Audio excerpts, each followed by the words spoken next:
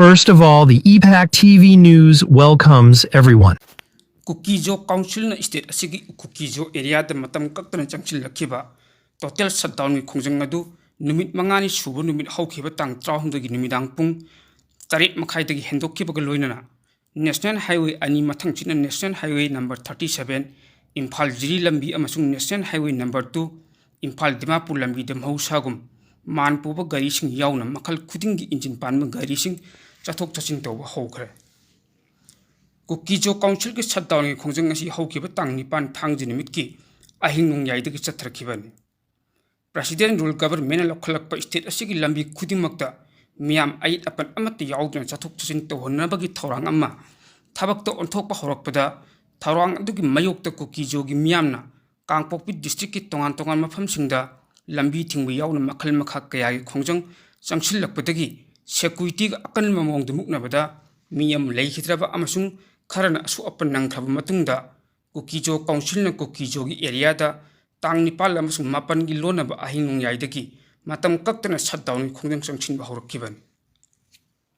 economic blockade tagi hena kanba hena sathiba shutdown gi khongjang aduna maram oiduna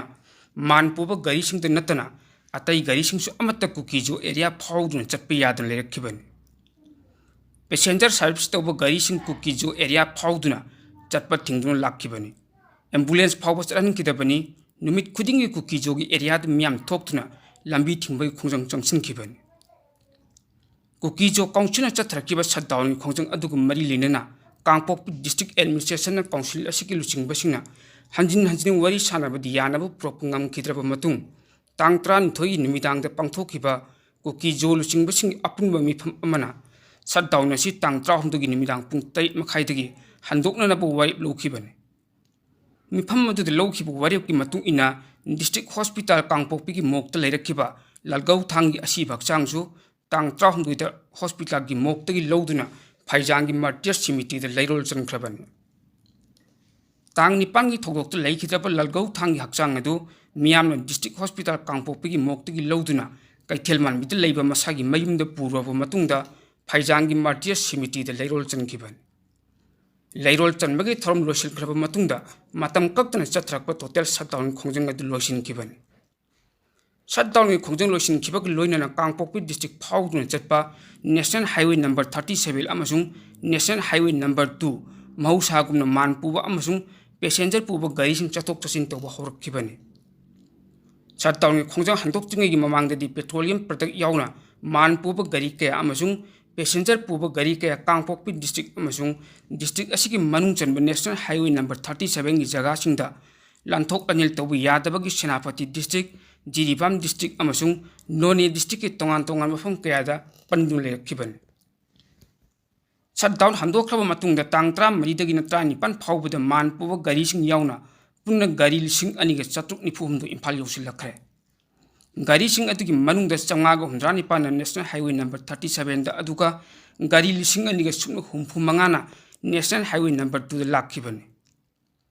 Kukijo Council ke shutdown hawkhraba matung tangtra matui phawbada petroleum product yauna manpuba gari chani ge nifu manga khaktamak Imphal da thunglakibani gari sing adugi manungda chani ge nifu mathoina National Highway number 37 da aduga marina National Highway number 2 da pusilakibani tangtra ni thoida su National Highway number 37 da lakpa gari chani ge kuntaruk Imphal yosilakhi tangtra ni thoi phawbada National Highway number 37 da punna gari chamri ge humphutaret Imphal da pusilakpa ngamkhrabasu National Highway number 2 gi oinadi supnagi gari ahumdagi hena pusilakpa ngamdana lakkibani Nagaland gi saruk yauna National Highway number 2 gi tongan mafam kaya da pandu leinarakibani hawkiba tang mapandagi tani thoi phawbada hengbung amasung ti khulen gi marak khaktada gari chahum gi mathakta pandun leikhi pandun leikhiba gari sing adugi manungda oil tanker bus winger DI na chingma kaya yawkhibani shutdown khongjang handokhiba gi loinana National Highway number 2 gi tongan mafam kaya da phaidun leirakpa gari sing tangtra maridagi Imphal thokpa horakhibani tangtra mari khaktada gari chatrukka kunthatre thunglakhi Kukijo Council gi matam kaktaba shutdown maram oiduna petroleum product yauni hingbada tangai phadana changwa polam sing phangnadabadagi awaba amukasu hena mayukna kadoribra haibagi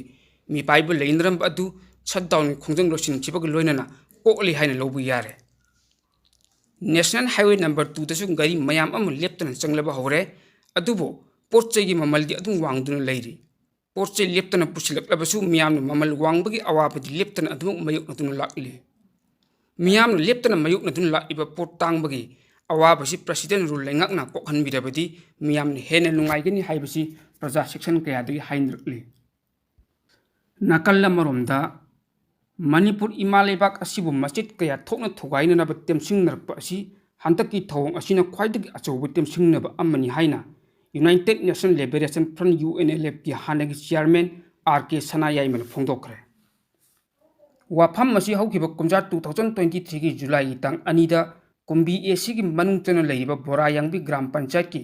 ꯈꯣꯏꯖꯨꯃꯥꯟ ꯇꯥꯕꯤ ꯆꯤꯡꯊꯛꯇ ꯈꯨꯟ ꯉꯥꯛꯇꯨꯅ ꯂꯩꯔꯤꯉꯩꯗ ꯈꯨꯠꯂꯥꯏ ꯃꯇꯤꯛ ꯆꯥꯅ ꯄꯥꯏꯕ ꯀꯨꯀꯤꯁꯤꯡꯅ ꯃꯥꯏꯀꯩ ꯀꯌꯥꯗꯒꯤ ꯂꯥꯟꯗꯥꯔꯛꯄꯗꯒꯤ ꯅꯣꯡꯃꯩꯅ ꯄꯥꯟꯗꯨꯅ ꯂꯩꯈꯤꯗ꯭ꯔꯕ ꯈꯣꯏꯖꯨꯃꯥꯟ ꯇꯥꯕꯤ ꯆꯤꯡꯌꯥ ꯃꯅꯤꯡ ꯂꯩꯀꯥꯏꯗꯒꯤ ꯑꯊꯧꯕ ꯅꯥꯎꯔꯦꯝ ꯔꯥꯖꯀꯨꯃꯥꯔ ꯃꯩꯇꯩ, ꯑꯊꯧꯕ ꯅꯤꯉꯣꯝꯕꯝ ꯏꯕꯣꯝꯆꯥ ꯃꯩꯇꯩ ꯑꯃꯗꯤ ꯑꯊꯧꯕ ꯍꯥꯎꯕꯝ ꯏꯕꯣꯝꯆꯥ ꯃꯩꯇꯩꯒꯤ ꯈꯣꯏꯖꯨꯃꯥꯟ ꯇꯥꯕꯤ ꯂꯝꯄꯥꯛꯇ ꯁꯥꯕ ꯂꯣꯏꯔꯕ ꯑꯊꯧꯕ ꯑꯍꯨꯝꯒꯤ ꯅꯤꯡꯁꯤꯡ ꯌꯨꯝꯕꯤ ꯃꯥꯏꯈꯨꯝ ꯍꯥꯡꯗꯣꯛꯇꯨꯅ ꯂꯝꯗꯝ ꯑꯗꯨꯒꯤ ꯃꯤꯌꯥꯝꯗ ꯈꯨꯠꯁꯤꯟꯅꯕꯒꯤ ꯊꯧꯔꯝ ꯑꯃ ꯈꯣꯏꯖꯨꯃꯥꯟ ꯇꯥꯕꯤꯗ ꯄꯥꯡꯊꯣꯛꯄꯗ ꯁꯔꯨꯛ ꯌꯥꯔꯗꯨꯅ RK ꯁꯅꯥꯌꯥꯏꯃꯅ ꯐꯣꯡꯗꯣꯛꯈꯤꯕꯅꯤ꯫ Peace committee Kangleipak Manipur special 50ꯅ ꯃꯄꯨꯡ ꯑꯣꯏꯕ ꯊꯧꯗꯥꯡ ꯂꯧꯗꯨꯅ ꯅꯤꯡꯁꯤꯡ ꯌꯨꯝꯕꯤ ꯑꯗꯨ ꯁꯥꯈꯤꯕꯅꯤ꯫ ꯊꯧꯔꯝ ꯑꯗꯨꯒ ꯃꯔꯤ ꯂꯩꯅꯅ RK ꯁꯅꯥꯌꯥꯏꯃꯅ ꯃꯈꯥ ꯇꯥꯅ ꯍꯥꯏ, ꯁꯥꯡꯂꯕ ꯃꯅꯤꯄꯨꯔꯒꯤ ꯄꯨꯋꯥꯔꯤ ꯑꯁꯤꯗ ꯍꯟꯗꯛ ꯃꯅꯤꯄꯨꯔꯕꯨ ꯃꯆꯦꯠ ꯀꯌꯥ ꯊꯣꯛꯅ ꯊꯨꯒꯥꯏꯅꯅꯕ ꯇꯦꯝꯁꯤꯡꯅꯔꯛꯄ ꯑꯁꯤ ꯍꯟꯗꯛꯀꯤ ꯑꯁꯤꯅ ꯈ꯭ꯋꯥꯏꯗꯒꯤ ꯆꯥꯎꯕ ꯇꯦꯝꯁꯤꯡꯅꯔꯛꯄ ꯑꯃꯅꯤ ꯍꯥꯏꯕ ꯌꯥꯏ꯫ ꯑꯁꯤꯒꯨꯝꯕ ꯂꯩꯕꯥꯛ ꯊꯨꯒꯥꯏꯅꯕ ꯑꯃꯗꯤ ꯇꯝꯄꯥꯛꯇ ꯂꯩꯃꯤꯟꯅꯔꯤꯕ ꯀꯥꯡꯂꯨꯞ ꯐꯨꯔꯨꯞꯁꯤꯡꯕꯨ ꯑꯃꯒ ꯑꯃꯒ ꯃꯆꯦꯠ ꯃꯆꯦꯠ ꯇꯥꯅ ꯊꯨꯒꯥꯏꯅꯅꯕ ꯍꯣꯠꯅꯔꯛꯄ ꯑꯁꯤ ꯌꯥꯝꯅ ꯑꯆꯧꯕ ꯋꯥꯍꯟꯊꯣꯛ ꯂꯩꯕ ꯊꯧꯔꯥꯡ ꯑꯃꯅꯤ ꯍꯥꯏꯕꯁꯤ ꯂꯝꯗꯝ ꯑꯁꯤꯒꯤ ꯃꯤꯌꯥꯝ ꯄꯨꯝꯅꯃꯛꯅ ꯃꯃꯨꯠ ꯇꯥꯅ ꯈꯪꯃꯤꯟꯅꯕ ꯌꯥꯝꯅꯃꯛ ꯃꯊꯧ ꯇꯥꯏ꯫ ꯃꯅꯤꯄꯨꯔ ꯂꯩꯕꯥꯛ ꯑꯁꯤ ꯁꯦꯝꯈꯤꯕꯒꯤ ꯐꯤꯚꯝ ꯑꯗꯨ ꯃꯆꯦꯠ ꯀꯌꯥ ꯊꯣꯛꯅ ꯊꯨꯒꯥꯏꯔꯒ ꯂꯩꯕꯥꯛ ꯑꯁꯤ ꯃꯆꯦꯠ ꯀꯌꯥ ꯊꯣꯛꯅ ꯌꯦꯟꯅꯒꯦ ꯍꯥꯏꯕꯒꯤ ꯊꯧꯔꯝ ꯑꯃꯅꯤ, ꯂꯣꯏꯅꯅ ꯂꯝꯗꯝ ꯑꯁꯤꯗ ꯂꯩꯃꯤꯟꯅꯔꯤꯕ ꯃꯤꯌꯥꯝ ꯄꯨꯝꯅꯃꯛꯅ ꯌꯥꯝꯅ ꯃꯃꯨꯠ ꯇꯥꯅ ꯈꯪꯃꯤꯟꯅꯕ ꯃꯊꯧ ꯇꯥꯏ꯫ ꯑꯁꯤꯒꯨꯝꯕꯁꯤꯡ ꯁꯤꯡꯅꯔꯛꯂꯤꯕꯁꯤꯡ ꯑꯁꯤ ꯃꯥꯏꯊꯤꯕ ꯄꯤꯒꯦ ꯍꯥꯏꯔꯕꯗꯤ ꯑꯩꯈꯣꯏ ꯑꯃꯠꯇ ꯑꯣꯏꯕꯒꯤ ꯋꯥꯈꯜꯂꯣꯟ ꯆꯪꯏ ꯍꯥꯏꯅꯁꯨ UNLFꯀꯤ ꯍꯥꯟꯅꯒꯤ ꯆꯤꯌꯔꯃꯦꯟ RK ꯁꯅꯥꯌꯥꯏꯃꯅ ꯐꯣꯡꯗꯣꯛꯈꯤ꯫ ꯇꯁꯦꯡꯅ ꯍꯥꯏꯔꯕꯗ ꯃꯥꯔꯆꯀꯤ ꯇꯥꯡ 9 ꯏꯪ 2025 ꯍꯧꯈ꯭ꯔꯦ ꯆꯠꯈ꯭ꯔꯦ꯫ ꯍꯧꯖꯤꯛ ꯊꯣꯔꯛꯂꯤꯕ ꯋꯥꯍꯪꯗꯤ ꯍꯥꯏꯔꯤꯕ ꯅꯨꯃꯤꯠ ꯑꯁꯤꯗꯒꯤ ꯀꯔꯤ ꯄꯥꯔꯥ ꯇꯝꯍꯧꯔꯕꯒꯦ ꯍꯥꯏꯕꯁꯤꯅꯤ꯫ ꯃꯔꯝꯗꯤ ꯍꯥꯏꯔꯤꯕ ꯅꯨꯃꯤꯠ ꯑꯁꯤꯗ ꯏꯝꯐꯥꯜꯒꯤ ꯁꯦꯅꯥꯄꯇꯤ ꯇꯝꯅ ꯆꯠꯈꯤꯕ ꯄꯦꯁꯦꯟꯖꯔ ꯕꯁ ꯀꯌꯥꯗ ꯀꯨꯀꯤꯖꯣ ꯀꯝꯃ꯭ꯌꯨꯅꯤꯇꯤꯒꯤ ꯃꯥꯏꯀꯩꯗꯒꯤ ꯑꯀꯟꯕ ꯃꯑꯣꯡꯗ ꯑꯦꯇꯦꯛ ꯇꯧꯔꯛꯈꯤꯕꯒ ꯂꯣꯏꯅꯅ ꯂꯥꯏꯕꯛ ꯊꯤꯔꯕ ꯊꯧꯗꯣꯛ ꯀꯌꯥ ꯑꯃ ꯊꯣꯛꯈ꯭ꯔꯕꯅꯤ꯫ ꯊꯣꯛꯈ꯭ꯔꯤꯕ ꯂꯥꯏꯕꯛ ꯊꯤꯔꯕ ꯊꯧꯗꯣꯛꯁꯤꯡ ꯑꯁꯤ ꯊꯣꯛꯅꯕ ꯌꯥꯏ ꯍꯥꯏꯕꯒꯤ ꯋꯥꯐꯝꯗꯤ ꯃꯥꯡꯖꯧꯅꯅ ꯂꯩꯕꯥꯛ ꯃꯤꯌꯥꯝꯅ ꯈꯪꯅꯗꯨꯅ ꯂꯥꯛꯈꯤꯕꯅꯤ꯫ ꯑꯁꯨꯝꯅ ꯈꯪꯅꯈꯤꯕꯒꯤ ꯃꯔꯝꯁꯨ ꯂꯩꯈꯤꯗꯕꯗꯤ ꯅꯠꯇꯦ, ꯃꯔꯝꯗꯤ ꯍꯧꯈꯤꯕ ꯀꯨꯝꯖꯥ 2023ꯒꯤ ꯃꯦꯒꯤ ꯇꯥꯡ 3ꯗꯒꯤ ꯊꯣꯔꯛꯈꯤꯕ ꯀꯥꯡꯂꯨꯞꯀꯤ ꯏꯔꯥꯡ ꯑꯗꯨꯅ ꯃꯔꯝ ꯑꯣꯏꯔꯒ ꯃꯄꯨꯡ ꯑꯣꯏꯅ ꯃꯅꯤꯄꯨꯔꯗ ꯅꯦꯁꯅꯦꯜ ꯍꯥꯏꯋꯦ 2 ꯏꯝꯐꯥꯜ ꯗꯤꯃꯥꯄꯨꯔ ꯄꯔꯤꯡꯗ ꯃꯩꯇꯩ ꯃꯆꯥꯁꯤꯡ ꯂꯥꯛꯄ ꯌꯥꯔꯣꯏ, ꯆꯠꯄ ꯌꯥꯔꯣꯏ ꯍꯥꯏꯅ ꯀꯨꯀꯤꯖꯣꯒꯤ ꯂꯩꯕꯥꯛ ꯃꯤꯌꯥꯝ ꯑꯃꯁꯨꯡ ꯀꯨꯀꯤꯖꯣ ꯀꯝꯃ꯭ꯌꯨꯅꯤꯇꯤꯒꯤ ꯁꯤꯚꯤꯜ ꯁꯣꯁꯥꯏꯇꯤꯒꯤ ꯃꯥꯏꯀꯩꯗꯒꯤꯁꯨ ꯍꯥꯏꯗꯨꯅ ꯂꯥꯛꯈꯤꯕꯅꯤ꯫ ꯅꯥꯀꯜ ꯑꯅꯤꯒꯤ ꯃꯔꯛꯇ ꯊꯣꯛꯂꯤꯕ ꯀꯥꯡꯂꯨꯞꯀꯤ ꯃꯨꯛꯅꯕ ꯑꯁꯤꯅ ꯃꯔꯝ ꯑꯣꯏꯔꯒ ꯀꯨꯀꯤꯖꯣ ꯀꯝꯃ꯭ꯌꯨꯅꯤꯇꯤꯅ ꯗꯣꯃꯤꯅꯦꯠ ꯇꯧꯕ ꯃꯅꯤꯄꯨꯔꯒꯤ ꯆꯤꯡꯒꯤ ꯃꯐꯝꯁꯤꯡꯗ ꯃꯩꯇꯩ ꯃꯆꯥꯁꯤꯡ ꯆꯪꯕ ꯉꯝꯗꯅ ꯂꯥꯛꯈꯤꯕꯅꯤ꯫ ꯑꯁꯨꯝꯅ ꯀꯝꯃ꯭ꯌꯨꯅꯤꯇꯤ ꯑꯅꯤꯒꯤ ꯃꯔꯛꯇ ꯂꯩꯅꯔꯤꯕ ꯃꯨꯛꯅꯕ ꯑꯁꯤꯅ ꯃꯔꯝ ꯑꯣꯏꯔꯒ ꯃꯩꯇꯩ ꯃꯆꯥꯁꯤꯡꯅ ꯃꯅꯤꯄꯨꯔꯒꯤ ꯃꯄꯥꯟꯗ ꯀꯔꯤꯒꯨꯝꯕ ꯆꯠꯄ ꯇꯥꯔꯕꯁꯨ ꯅꯣꯡꯊꯛꯀꯤ ꯂꯝꯕꯤꯗ ꯈꯛꯇ ꯆꯠꯂꯗꯨꯅ ꯂꯥꯛꯈꯤꯕꯅꯤ꯫ ꯅꯣꯡꯊꯛꯀꯤ ꯂꯝꯕꯤꯗ ꯆꯠꯄ ꯍꯥꯏꯕꯁꯤꯗꯤ ꯁꯦꯜ ꯀꯥ ꯍꯦꯟꯅ ꯆꯪꯕꯒꯤ ꯑꯋꯥꯕ ꯑꯃꯁꯨ ꯃꯥꯌꯣꯛꯅꯔꯤ꯫ ꯃꯔꯛ ꯑꯁꯤꯗ ꯃꯅꯤꯄꯨꯔꯗ ꯄ꯭ꯔꯁꯤꯗꯦꯟ ꯔꯨꯜ ꯂꯥꯛꯈ꯭ꯔꯕꯒꯤ ꯃꯇꯨꯡꯗ ꯃꯅꯤꯄꯨꯔꯒꯤ ꯂꯩꯕꯥꯛ ꯉꯥꯛꯂꯣꯟꯒꯤ ꯊꯕꯛ ꯄꯨꯝꯕ ꯄ꯭ꯔꯁꯤꯗꯦꯟꯒꯤ ꯃꯤꯠꯌꯦꯡ ꯃꯈꯥꯗ ꯁ꯭ꯇꯦꯠ ꯑꯁꯤꯒꯤ ꯒꯚꯔꯅꯔꯅ ꯂꯧꯗꯨꯅ ꯂꯥꯛꯈ꯭ꯔꯕꯅꯤ꯫ ꯃꯁꯤꯒ ꯂꯣꯏꯅꯅ ꯁ꯭ꯇꯦꯠ ꯑꯁꯤꯗ ꯅꯧꯅ ꯂꯥꯛꯈꯤꯕ ꯒꯚꯔꯅꯔ ꯑꯖꯣꯏ ꯀꯨꯃꯥꯔ ꯚꯥꯂꯥꯒꯤ ꯃꯤꯠꯌꯦꯡ ꯃꯈꯥꯗ ꯁ꯭ꯇꯦꯠ ꯑꯁꯤꯗ ꯊꯣꯛꯂꯤꯕ ꯏꯔꯥꯡ ꯑꯁꯤ ꯂꯣꯏꯁꯤꯟꯅꯅꯕꯒꯤ ꯀꯟꯅ ꯍꯣꯠꯅꯔꯛꯄꯒꯤ ꯈꯣꯡꯊꯥꯡ ꯑꯃ ꯑꯣꯏꯅ ꯏꯔꯥꯡ ꯃꯅꯨꯡꯗ ꯁꯦꯀ꯭ꯌꯨꯔꯤꯇꯤ ꯐꯣꯔꯁꯁꯤꯡꯒꯤ ꯃꯐꯝꯗꯒꯤ ꯃꯥꯏꯀꯩ ꯑꯅꯤꯅ ꯂꯧꯈꯤꯕ ꯈꯨꯠꯂꯥꯏꯁꯤꯡ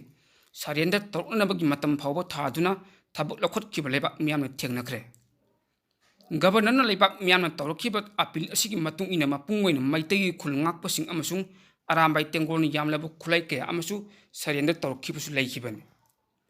ꯍꯤꯔꯝ ꯑꯁꯤꯒꯤ ꯃꯇꯥꯡꯗ ꯆꯤꯡꯒꯤ ꯑꯣꯏꯅꯗꯤ ꯔꯦꯁꯄꯣꯟꯁ ꯄꯤꯔꯛꯄꯒꯤ ꯆꯥꯡ ꯑꯁꯤ ꯑꯗꯨꯛꯀꯤ ꯃꯇꯤꯛ ꯅꯦꯝꯈꯤꯕꯅꯤ꯫ ꯃꯈꯣꯏꯒꯤ ꯃꯥꯏꯀꯩꯗꯒꯤꯗꯤ ꯈꯨꯠꯂꯥꯏ ꯄꯤꯈꯠꯂꯛꯄꯒꯤ ꯃꯇꯥꯡ ꯑꯁꯤꯗ ꯌꯥꯅꯤꯡꯗꯕ ꯐꯣꯡꯗꯣꯔꯛꯄꯒ ꯂꯣꯏꯅꯅ ꯀꯨꯀꯤꯖꯣ ꯀꯝꯃ꯭ꯌꯨꯅꯤꯇꯤꯅ ꯇꯥꯜꯂꯤꯕ ꯁꯦꯄꯔꯦꯠ ꯑꯦꯗꯃꯤꯅꯤꯁꯇ꯭ꯔꯦꯁꯟꯒꯤ ꯅꯠꯇ꯭ꯔꯒ ꯌꯨꯅꯤꯌꯟ ꯇꯦꯔꯤꯇꯣꯔꯤ ꯑꯁꯤ ꯐꯪꯗ꯭ꯔꯤ ꯐꯥꯎꯕ ꯃꯈꯣꯏꯒꯤ ꯃꯈꯨꯠꯇ ꯂꯩꯔꯤꯕ ꯈꯨꯠꯂꯥꯏꯁꯤꯡ ꯄꯤꯈꯠꯂꯛꯄ ꯉꯝꯈꯤꯔꯣꯏ ꯍꯥꯏꯅ ꯁ꯭ꯇꯦꯠ ꯑꯁꯤꯒꯤ ꯒꯚꯔꯅꯔꯅ ꯂꯩꯕꯥꯛ ꯃꯤꯌꯥꯝꯗ ꯇꯧꯔꯛꯈꯤꯕ ꯑꯄꯤꯜ ꯑꯗꯨ ꯐꯥꯎꯕ ꯏꯀꯥꯏ ꯈꯨꯝꯅꯈꯤꯗꯕꯒꯤ ꯋꯥꯐꯝ ꯊꯣꯛꯈꯤꯕꯅꯤ꯫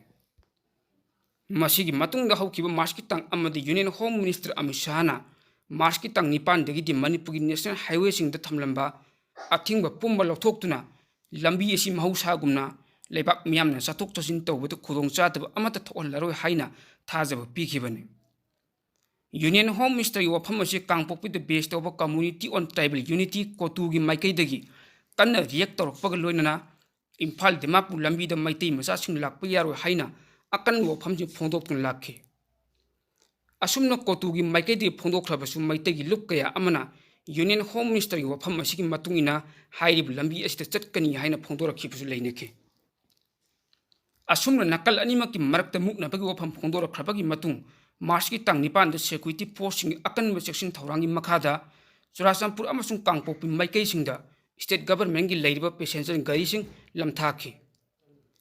अदुबो कांगपोक्पी माइकईद अकन ममोंगदा मुक्नब थोक्तुना इम्फाल होमदगी लाखिबा मणिपुर स्टेट ट्रांसपोर्ट की बस अदुसु मई थादोखिबगी थौदोक फाउ थोखिबनी।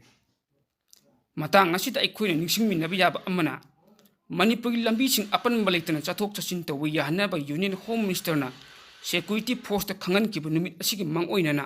इम्फाल मोरे लंबी की पालेलदगी टेक्नोपल फाउबगी मनुंगदा लेबा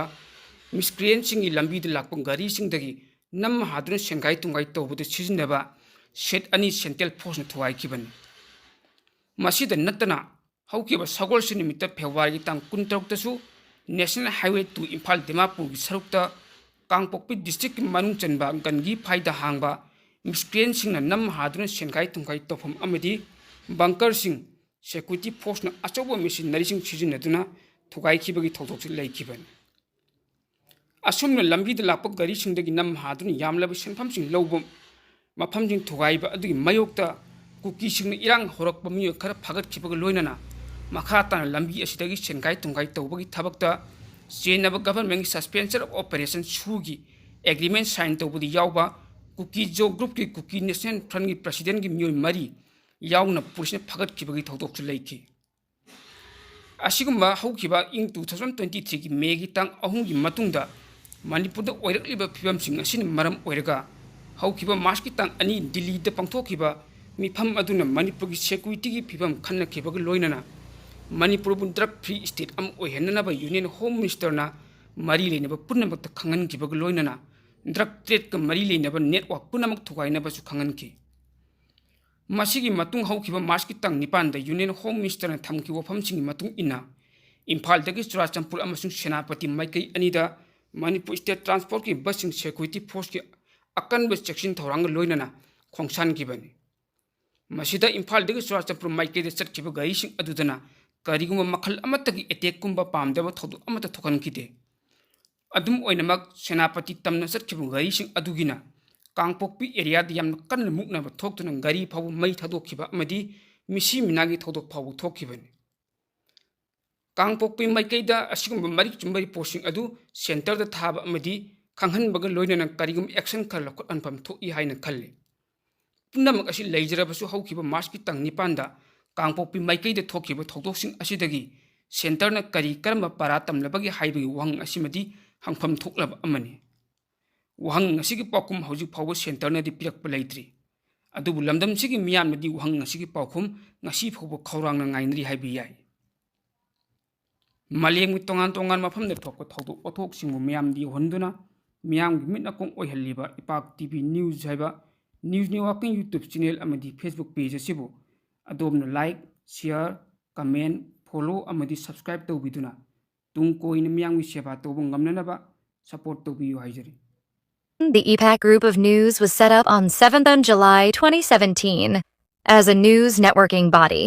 Now it completes 7 years in service. Under the aegis of EPAC Group of News, one news networking YouTube channel and Facebook page called EPAC TV News has been set up in the year 2021. It is providing news throughout the world day and night. Saidur Maibam is the managing director cum editor of the EPAC TV News. He is young and talented journalist of Manipur. Under his guidance, news updates are being disseminated all over the world.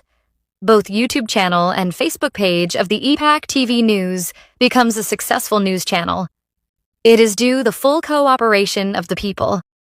The news channel seeks support of the people. People may subscribe, like, share, and follow it, so that it can serve the people further. The EPAC TV News.